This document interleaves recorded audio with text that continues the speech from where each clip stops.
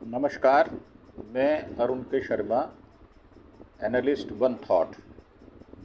अभी अभी supreme court का जो फैसला लिखा जा रहा है उसमें बताया जा रहा है कि कपिल सिब्बल जो है उन्होंने कहा है कि बेंच के सामने अपने जो तर्क रखे हैं, उन्होंने कहा कानूनी बुनियादी आवश्यकताओं का अतिक्रमण ये गलत है।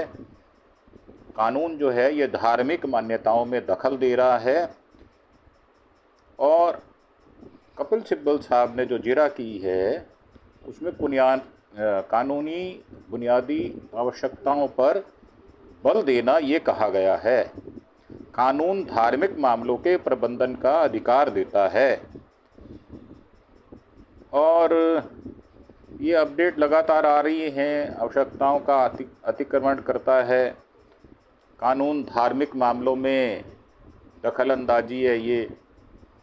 और जो सुप्रीम कोर्ट कह रहा है, उन्होंने पिछले कानून को मान्यता दी है अभी फ़िलहाल, और ये कहा है कि सरकार जो है 1 हफ्ते के अंदर अंदर जवाब दे।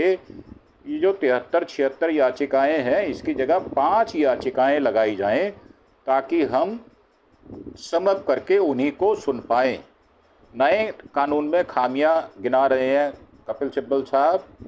धार्मिक स्वतंत्रता का हनन है, ये सिब्बल साहब कह रहे हैं। बेंच के सामने अपना तर्क रख रहे हैं और फैसला लिखाया जा रहा है।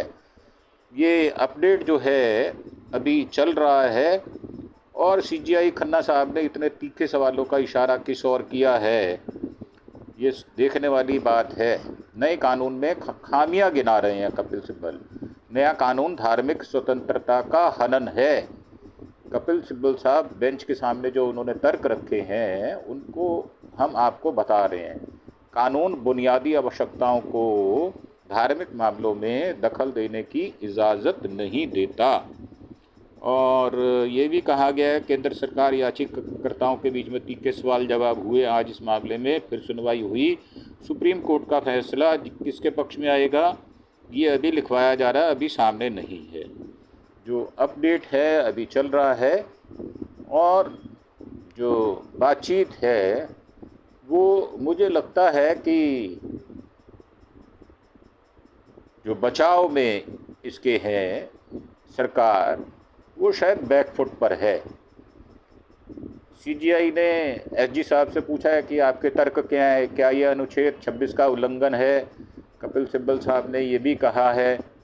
और जो बुनियादी आवश्यकताओं का अतिक्रमण करता है वो ये बार बार आ रहा है और जिस पर सुप्रीम कोर्ट ने चिंता जाहिर की है और एक विशेष बात कही है कि 1 हफ्ते में कुछ बिगड़ जाने वाला नहीं है। 1 हफ्ते तक आप इसको, जो नया कानून बनाया उसको अभी ताक पर रख दें, उसको इम्प्लीमेंट ना करें और उसके हिसाब से नई नियुक्तियां ना करें।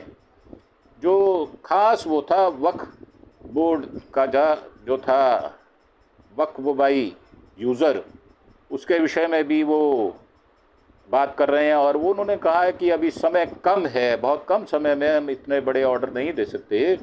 और उन्होंने जो डिफेंस है कपिल सिब्बल साहब वाली, उनको उन्होंने कहा है कि आप 5 दिन के अंदर अपना जवाब दाखिल करें। और सरकार से भी उन्होंने, जो सॉलिसिटर जनरल साहब हैं, उनसे भी उन्होंने कहा है कि आप 7 दिन के अंदर जवाब दें। मतलब जो लब्बो लबाब है वो ये है कि सीजीआई जो है वो अपनी बातों पर सख्त है।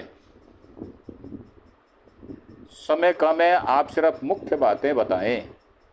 जो 3 मेन मुद्दे थे जिनकी हमने सवेरे भी बात की थी, कोर्ट दरअसल उस पर ही वर्डिक्ट अपना देना चाह रहा है, जो देखने सुनने में आ रहा है। कोई नई नियुक्तियां नहीं होंगी और सरकार को उन्होंने टाइम दिया है 1 हफ्ते का। आज दूसरे दिन की सुनवाई थी जिसमें ये सारे पॉइंट्स जो हैं वो सामने निकल कर आ रहे हैं। उसमें सीजीआई ने कहा है कि अगली सुनवाई से केवल 5 याचिकाकर्ता ही न्यायालय में उपस्थित होंगे। अदालत ने साफ कहा है कि सभी पक्ष आपस में तय करें कि उनकी 5 आपत्तियां क्या हैं। पहले शीर्ष अदालत ने वक्फ कानून पर केंद्र सरकार को 7 दिन की मोहलत दी है। केंद्र सरकार का जवाब आने तक वक्फ संपत्ति की स्थिति नहीं बदलेगी, यानी सरकार के जवाब तक यथास्थिति बनी रहेगी और नए कानून के तहत अगले आदेश तक नियुक्तियां नहीं होंगी। और अगले आदेश तक वक्फ में कोई नई नियुक्ति नहीं होगी, इसके लिए 1 सप्ताह का समय भी दिया है। वक्फ एक्ट सुप्रीम कोर्ट हियरिंग जो है वो नई नियुक्ति ना करने पर उन्होंने सुप्रीम कोर्ट ने इस पर अंतरिम रोक लगा दी है। ये बड़ी इम्पॉर्टेंट बात है। शीर्ष अदालत ने अंतरिम आदेश में कहा कि सुनवाई के दौरान एसजी मेहता ने कहा प्रतिवादी 7 दिन के भीतर एक संक्षिप्त जवाब दाखिल करना चाहते हैं और आश्वासन दिया कि अगली तारीख तक 2025 अधिनियम के तहत बोर्ड और परिषदों में कोई नियुक्ति नहीं होगी। ये बिल्कुल साफ बात कही है। उन्होंने यह भी आश्वासन दिया अधिसूचना या राजपत्रित द्वारा पहले से घोषित यूजर्स द्वारा वक्फ सहित वक्फ की स्थिति में कोई बदलाव नहीं किया जाएगा। जवाब 7 दिनों के भीतर दाखिल किया जाना चाहिए। इस पर जवाब सेवा के 5 दिनों के भीतर दाखिल किया जाना चाहिए। भारत सरकार का पक्ष रखते हुए सॉलिसिटर जनरल तुषार मेहता साहब ने 1 हफ्ते का समय मांगा। उन्होंने कहा कि कृपया मुझे कुछ दस्तावेजों के साथ प्रारंभिक जवाब दाखिल करने के लिए 1 सप्ताह का समय दें। यह ऐसा मामला नहीं है जिस पर इस तरह से विचार किया जा सके। सुप्रीम कोर्ट ने दूसरे दिन की सुनवाई शुरू जबकि तो इसके बीच में all India Muslim personal law board AIMPLB सदस्य मौलाना खालिद राशिद फिरंगी महल ने ANI से कहा कि उन्हें उम्मीद है सुप्रीम कोर्ट में हमें न्याय मिलेगा। ये उन्होंने अपना एतबार जाहिर किया है। सुप्रीम कोर्ट बार एसोसिएशन ने शीर्ष अदालत से वक्फ संशोधन अधिनियम मामले की कार्रवाई का सीधा प्रसारण करने का भी आग्रह किया था।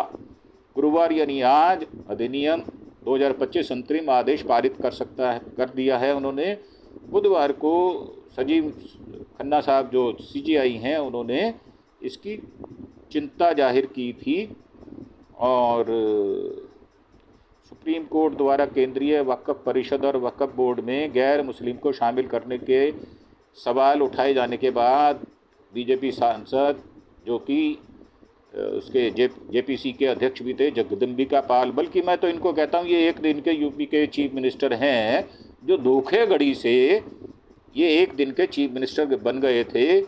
उस समय एक हुआ करते थे कांग्रेस के गवर्नर, उन्होंने इनको शपथ दिला दी थी और फिर शाम को या अगले दिन इनको अपना इस्तीफ़ा देना पड़ गया था। उन्होंने कहा कि वक्फ बोर्ड एक वैधानिक और प्रशासनिक संस्था है, ना कि धार्मिक संस्था। ये कहना कि ये धार्मिक संस्था, ये तो धार्मिक संस्था नहीं है, ये तो बिल्कुल गलत बात है। इसलिए अन्य समुदाय के सदस्यों को शामिल करने पर संवैधानिक रोक नहीं है। ये बात बिल्कुल वो उलट कह रहे हैं, जबकि सारे ही लोग खिलाफ हैं। सर्वसम्मति से इस बात पर सहमति बनती नज़र आ रही है कि दूसरा कोई जो मुसलमान नहीं है वो नहीं होना चाहिए इसके अंदर। इस बात पर सबसे ज़्यादा जोर दिया गया है और वक्फ बाय यूज़र्स के बारे में भी बहुत कुछ कहा गया है। इसका मतलब ये है कि ऐसी संपत्ति जो लंबे समय से धार्मिक या सामुदायिक कार्यों जैसे मस्जिद, कब्रिस्तान, चैरिटी के लिए इस्तेमाल हो रही थी, भले ही उसके लिए कोई लिखित दस्तावेज वक्फ बोर्ड के पास ना हो। उदाहरण के लिए अगर कोई ज़मीन सालों से मस्जिद के रूप में इस्तेमाल हो रही है तो उसे वक्फ बाय यूज़र माना जाएगा, भले ही उसका कोई आधिकारिक प्रमाण हो या ना हो, आधिकारिक रजिस्ट्रेशन ना हो। यह इस्लामी परंपरा का हिस्सा है जहाँ लंबे समय तक इस्तेमाल से संपत्ति को वाकफ होने का दर्जा मान्य हो जाता है। जैसे पश्चिम बंगाल की जो ममता बनर्जी हैं उनका एक अलग किस्सा चल रहा है, बंगाल की हम बात बाद में करेंगे। तो ये जो सारी अपडेट है ये हम आपको दे रहे हैं। कानून में बहुत सारी कमियां हैं। वक्फ बाय यूज़र पर कपिल सिब्बल साहब ने कहा है मुस्लिमों के उत्तराधिकार में दखल है ये। तो जैसे जैसे सांसद ने हिंदू उत्तराधिकार कानून भी बनाया है, कपिल सिब्बल ने बेंच के सामने ये सारी बातें रखी हैं, ये हमने जल्दी में आपको अपडेट देने का प्रयास किया है। इसकी विस्तृत रिपोर्ट जो है हम शाम को 1 या 2 घंटे बाद आपके सामने रखने का पूरा प्रयास करेंगे। जो 3 बातों पर जो सुप्रीम कोर्ट ने डिसीजन लिया है वो हमने आपको अपडेट किया है। इसी के साथ मैं आपसे आज्ञा चाहूँगा और आपसे एक बार फिर प्रार्थना कि हम आपको इस प्रकार की सूचनाएं देते रहेंगे, अपडेट करते रहेंगे। आप हमारा चैनल जो है अरुण के शर्मा एनालिस्ट वन थॉट, इसको सब्सक्राइब अवश्य करें और साथ ही शेयर भी और लाइक भी अवश्य करें। जय हिंद, जय भारत।